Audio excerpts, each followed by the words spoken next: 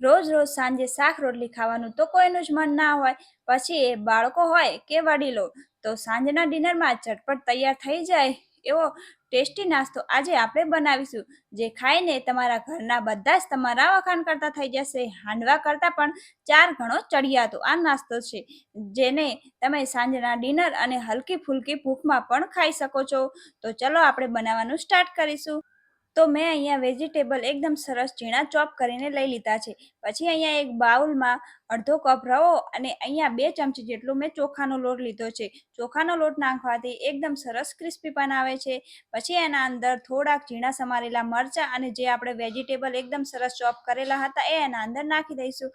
અને એના અંદર સ્વાદ પ્રમાણે મીઠું અને આપણે 3 ચમચી જેટલું અહીંયા મેં દહીં નાખ્યું છે, જેથી એના અંદર સરસ ખટાશનો ટેસ્ટ આવે. તમે અહીંયા લીંબુ પણ નાખી શકો છો.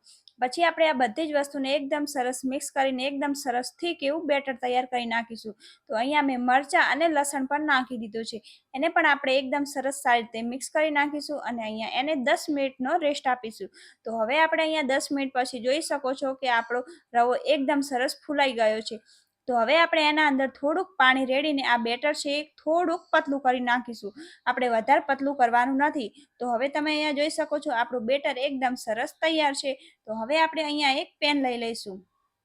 પેનના અંદર આપણે થોડુંક તેલ રેડીશું.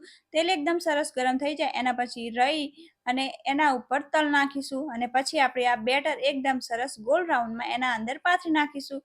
પછી આને આપણે 2 મિનિટ સુધી ચડવા દઈશું. તો તમે અહીંયા હવે જોઈ શકો છો આનો એકદમ સરસ કલર ચેન્જ થઈ ગયો છે. તો હવે આપણે આની સાઈડ પલટી નાખીશું અને આને પણ આપણે 2 મિનિટ સુધી એવી રીતે ચડવા દેવાનો છે.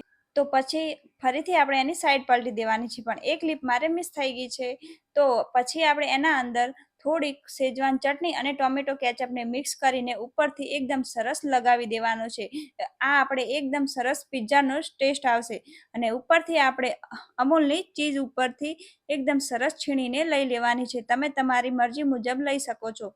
તો પછી આપણે આને 1 મિનિટ સુધી એને ચડવા દઈશું, જેટલી ઘડા આ મેલ્ટ થઈ જાય એટલી ઘડા. તો હવે તમે અહીંયા જોઈ શકો છો ટેસ્ટી નાસ્તો આપણો એકદમ સરસ બનીને તૈયાર થઈ ગયો છે. આ આપણે એકદમ સરસ પિઝાનો ટેસ્ટ આવે છે.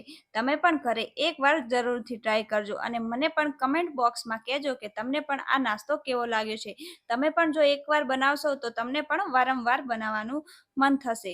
તો મિત્રો, જો તમને પણ મારી આ રેસીપી પસંદ આવી હોય તો મારી ચેનલને લાઇક, શેર અને સબસ્ક્રાઈબ કરજો અને તમે પણ આવી અતનવી રેસીપી ટ્રાય કરજો. Thank you.